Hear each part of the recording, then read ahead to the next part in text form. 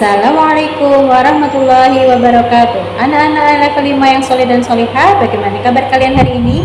Semoga senantiasa sehat dan dalam lindungan Allah Subhanahu wa Ta'ala. Alhamdulillah, hari ini kita bertemu kembali ya anak dalam pelajaran IPA bersama Ustazah Lia. Nah, hari ini kita akan belajar tentang organ pencernaan hewan ruminansia. Nah, kita lihat ya, apa sih itu hewan ruminansia? Kita cek.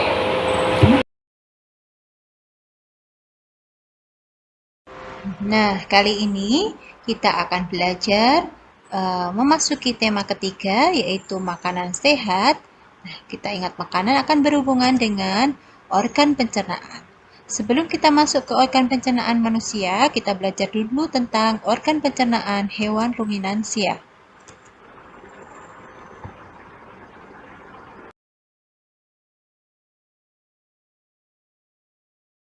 Kompetensi dasar yang ingin kita capai pada hari ini yaitu menjelaskan organ pencernaan dan fungsinya pada hewan dan manusia, serta cara memelihara kesehatan organ pencernaan manusia.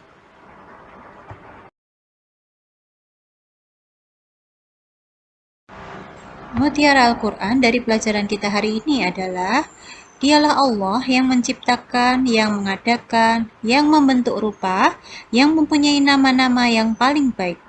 Bertasbih kepadanya apa yang ada di langit dan ada di bumi. Dan dialah yang maha perkasa lagi maha bijaksana. Dalam surat Al-Hasyr ayat 24.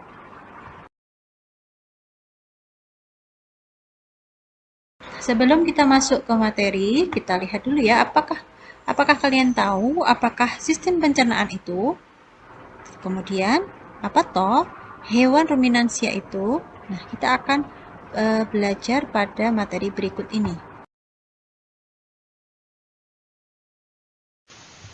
Kita lihat ya, yang pertama yaitu sistem pencernaan hewan dan manusia.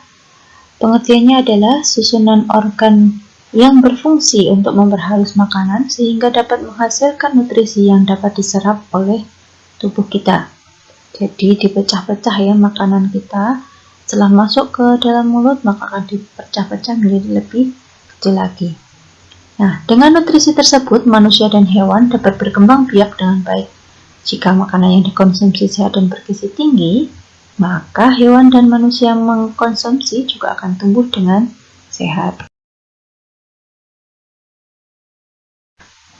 Nah, sekarang kalian tahu apakah hewan ruminansia itu? Kita lihat ya pengertiannya. Hewan ruminansia, di situ ada gambar sapi, kemudian kambing, ya. Hewan ruminansia adalah kelompok hewan mamalia yang biasa memamah atau memakan 2 kali dan dikenal dengan hewan pemamah biak.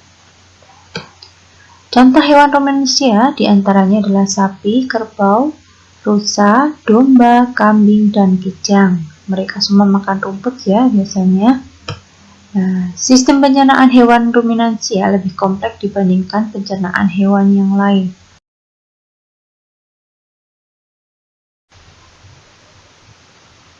Oke, kita akan membahas tentang mekanisme pencernaan pada hewan ruminansia. Pada saat ini kita akan membahas tentang hewan ruminansia, yaitu sapi. Bagaimana proses pencernaan makanan pada sapi? Kita lihat ya. Yang pertama, saat rumput masuk ke dalam mulut sapi, yang di dalamnya terdapat organ-organ pencernaan yang diantaranya adalah gigi, seperti manusia ya, sapi memiliki gigi yang berupa gigi seri untuk memotong makanan dan gigi geraham untuk mengunyah makanan. Kemudian lidah berguna untuk merenggut rumput dan mendorong makanan yang dikunyah menuju lambung. Nah, selain dengan gigi dan lidah, pada saat rumput berada di mulut sapi, dibantu dengan enzim saliva, yaitu cairan atau enzim khusus yang mencerna makanan secara kimiawi di mulut sapi.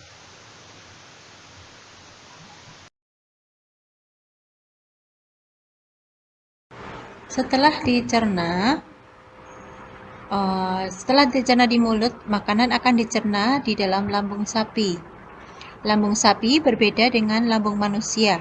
Ukurannya jauh lebih besar. Lambung sapi terdiri dari 4 bagian, yaitu 1. Rumen atau perut besar. Di dalam rumen merupakan tempat terjadinya pencernaan dengan bantuan bakteri atau mikroba. Makanan dicerna menjadi bubur dengan gerakan mengaduk yang dilakukan oleh dinding rumen. Nah, saat sapi beristirahat, makanan kembali ke mulut dan dikunyah untuk kedua kali. Setelah itu, makanan akan masuk ke dalam retikulum atau perut jala.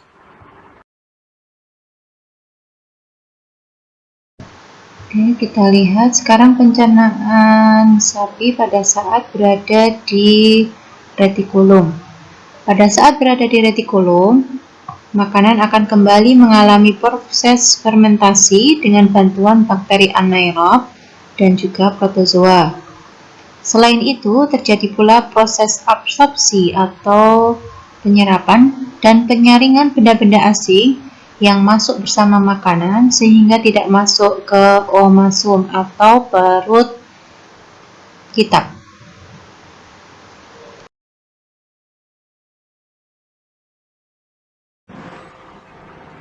Kita akan masuk ke bagian yang ketiga, yaitu perut kitab atau omasum.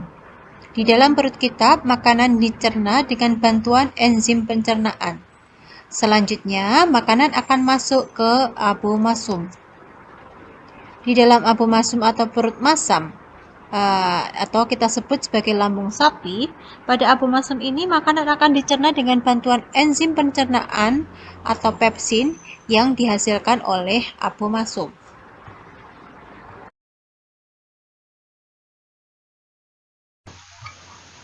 Setelah melalui proses pencernaan di abomasum, makanan bergerak ke usus halus yang panjangnya mencapai 40 meter.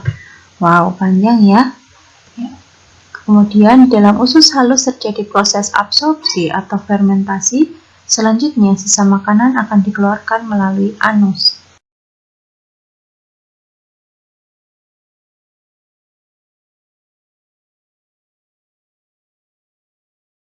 Jadi, urutan mekanisme pencernaan sapi adalah dari mulut, setelah dicerna oleh gigi, lidah, dan saliva, akan didorong masuk ke rumen untuk dicerna. Kemudian saat sapi beristirahat, makanan kembali lagi ke mulut untuk dikunyah lagi. Setelah itu, makanan akan masuk ke retikulum, kemudian omasum, dan abomasum. Setelah itu, makanan akan masuk ke usus halus dan usus besar, dan kemudian sisa makanan akan keluar melalui anus.